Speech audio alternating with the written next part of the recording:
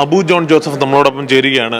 പുതിയ പദവി എങ്ങനെ കാണുന്നു? മക്കൾ രാഷ്ട്രീയത്തെക്കുറിച്ച് വലിയ വിമർശനങ്ങൾ ഉയരുന്ന കാലഘട്ടത്തിലാണ് താങ്കൾ പുതിയ പദവിയിലേക്ക് എത്തുന്നത്. ഈ ഒരു പുതിയ പദവിയെ ഞാനൊരു വലിയ അംഗീകാരമായിട്ട് കാണുകയാണ്. ഈ ഏറെ നാളത്തെ പാർട്ടിയിലുള്ള പ്രവർത്തനത്തിന് പാർട്ടി നൽകിയൊരു അംഗീകാരമായിട്ട് ഞാനിതിനെ വിലയിരുത്തുന്നു. മക്കൾ രാഷ്ട്രീയത്തെക്കുറിച്ച് നിങ്ങൾ സൂചിപ്പിച്ചത് കാരണം ഞാൻ ഒരു കാര്യം പറയാൻ ആഗ്രഹിക്കുകയാണ്. പി ജെ ജോസഫ് എന്ന് പറയുന്ന ഒരു രാഷ്ട്രീയ നേതാവ് ഒരു മക്കൾ രാഷ്ട്രീയത്തിൽ വിശ്വസിക്കുന്ന ഒരാളായിരുന്നെങ്കിൽ ഒരു 10-20-30 വർഷം മുമ്പ് തന്നെ ഒരുപക്ഷെ ഈ പാർട്ടിയുടെ നേതൃനിരയിലോ അല്ലെങ്കിൽ എവിടെയെങ്കിലും ഒരു ജനപ്രതിനിധിയായിട്ട് ഞാൻ വന്നേനെ.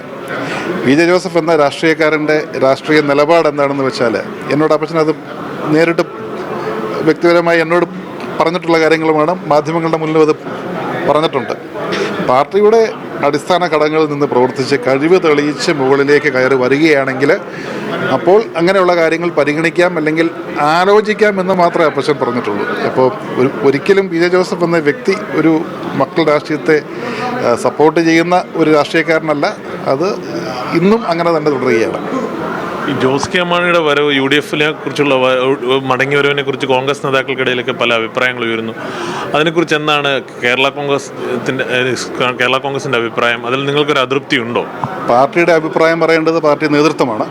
ഞാൻ എൻ്റെ വ്യക്തിപരമായ രീതിയിൽ പറയുകയാണെങ്കിൽ ഇപ്പോൾ അങ്ങനെ ഒരു ചർച്ച നടന്നിട്ടേ ഇല്ല എന്ന് അദ്ദേഹം തന്നെ, ജോസ് കെ മാണി തന്നെ പറഞ്ഞിരിക്കുകയാണ്. അങ്ങനെ അത് UDF-ൽ ചർച്ച ചെയ്തിട്ട് മറ്റുള്ള കാര്യങ്ങൾ ഒന്നും ഉള്ളത് UDF-ലെ പല നേതാക്കന്മാരും ഇതിനെക്കുറിച്ച് അഭിപ്രായം പറഞ്ഞു കഴിഞ്ഞു.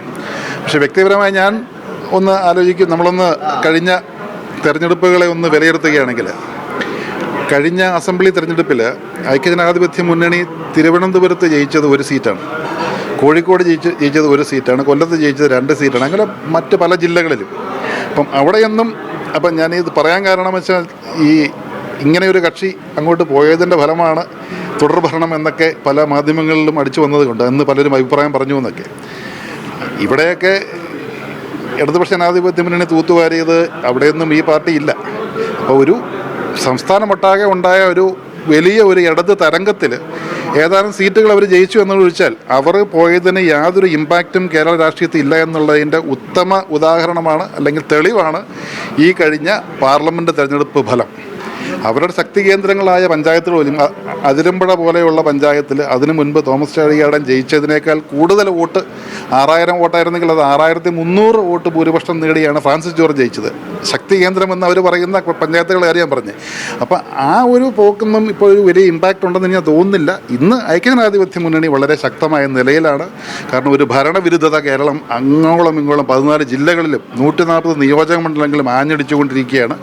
ആ ഒരു സാഹചര്യം നമ്മൾ കണ്ടുകൊണ്ട് മുന്നണിയിലുള്ള ഘടകകക്ഷികളും ഓരോ കക്ഷികൾക്കും അതിൻ്റേതായ ഉത്തരവാദിത്വമുണ്ട്. പാർട്ടികളെ ശക്തിപ്പെടുത്തി അതിൻ്റെ ഭാഗമായിട്ട് തന്നെ കേരള കോൺഗ്രസ് പാർട്ടിക്ക് ഒരു വലിയ ഉത്തരവാദിത്വമുണ്ട്. പാർട്ടിയെ ശക്തി കേന്ദ്രങ്ങളിൽ പാർട്ടിയുടെ സംഘടനാ സംവിധാനം ശക്തിപ്പെടുത്തി, ഐക്യജനാധിപത്യ മുന്നണി ശക്തിപ്പെടുത്തി മുന്നോട്ട് ഒരു വലിയ വിജയത്തിലേക്ക് നമ്മുടെ മുന്നണിയെ കൊണ്ട് എത്തിക്കുക എന്നുള്ളതാണ് ഇനി നമ്മുടെ മുന്നിലുള്ള കർത്തവ്യം.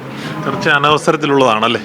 അതെ, ചർച്ച അത് എല്ലാവരും പറഞ്ഞു വെച്ച ചർച്ചയുടെ ഇത് പറയുന്നത് സ്റ്റേക്ക് ഹോൾഡേഴ്സ് അല്ലെങ്കിൽ ചർച്ചയിൽ ഉണ്ടെന്ന് പറഞ്ഞ ആളുകൾ തന്നെ അത് തള്ളി നിഷേധിച്ചപ്പോൾ പിന്നെ അതിനെക്കുറിച്ച് നമ്മൾ അഭിപ്രായം പറയേണ്ട കാര്യമില്ലല്ലോ. മറ്റു കാര്യങ്ങൾ, ഈ തദ്ദേശ തെരഞ്ഞെടുപ്പ് ആണ് വരുന്നത്, അതാണല്ലോ പ്രധാനമായി മുന്നിലുള്ള പ്രധാന വെല്ലുവിളി. കൂടുതൽ സീറ്റ് ആവശ്യപ്പെടുമോ നമ്മുടെ പാർട്ടി? കൂടുതൽ സീറ്റ് ആവശ്യപ്പെടുമെന്നുള്ളത് അത് പ്രാദേശികമായി അവിടെയുള്ള പാർട്ടി നേതാക്കളും പാർട്ടിയുടെ ഉന്നത നേതൃത്വമൊക്കെ എടുക്കേണ്ട തീരുമാനമാണ്. തീർച്ചയായിട്ടും പാർട്ടിയെ ശക്തിപ്പെടുത്തി പാർട്ടിയുടെ സംവിധാനം ബലപ്പെടുത്തി മുന്നോട്ട് പോയാൽ അർഹിക്കുന്ന പരിഗണന നൽകുന്ന മുന്നണി തന്നെയാണ് ഐക്യജനാധിപത്യ മുന്നണി. അപ്പോൾ പാർട്ടിയെ ശക്തിപ്പെടുത്തിയതിന് ശേഷം ഇങ്ങനെയുള്ള കാര്യങ്ങളെക്കുറിച്ച് നമ്മൾ ചർച്ച ചെയ്താൽ മതി. ഇപ്പം നിലവിൽ പല നിയോജക മണ്ഡലങ്ങളിലും പാർട്ടി നല്ല രീതിയിലുള്ള സംഘടനാ പ്രവർത്തനം ജില്ലകളിലൊക്കെ ചെയ്തു പോകുന്നുണ്ട്.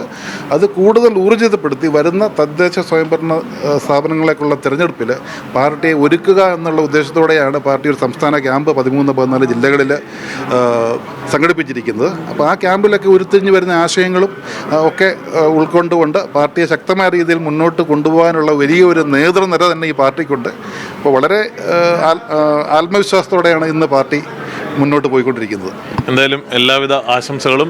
തികഞ്ഞ ആത്മവിശ്വാസത്തോടെയാണ് ഈ ഉത്തരവാദിത്തം ഏറ്റെടുക്കുന്നത്. താൻ മക്കൾ രാഷ്ട്രീയത്തിൻ്റെ ഭാഗമായല്ല, അടിത്തട്ടിൽ നിന്ന് പ്രവർത്തിച്ച് മുന്നോട്ട് വന്ന ആളാണ് എന്നും അദ്ദേഹം പറയുന്നു. അതോടൊപ്പം തന്നെ ജോസ് കെ മാണിയുടെ വരവുമായി ബന്ധപ്പെട്ടുകൊണ്ടുള്ള അനവസരത്തിലുള്ള ചർച്ചയാണ്. അത്തരത്തിലുള്ള ചർച്ചകൾ ജോസ് കെ മാണി തന്നെ നിഷേധിച്ചു എന്നുള്ള കാര്യവും അപ്പു ജോൺ ജോസഫ് ചൂണ്ടിക്കാണിക്കുന്നു. ടിബിൻ ഡൊമിനിക്കിനോടൊപ്പം കോട്ടയത്തു നിന്നും ജോസി ബാബു, മീഡിയ.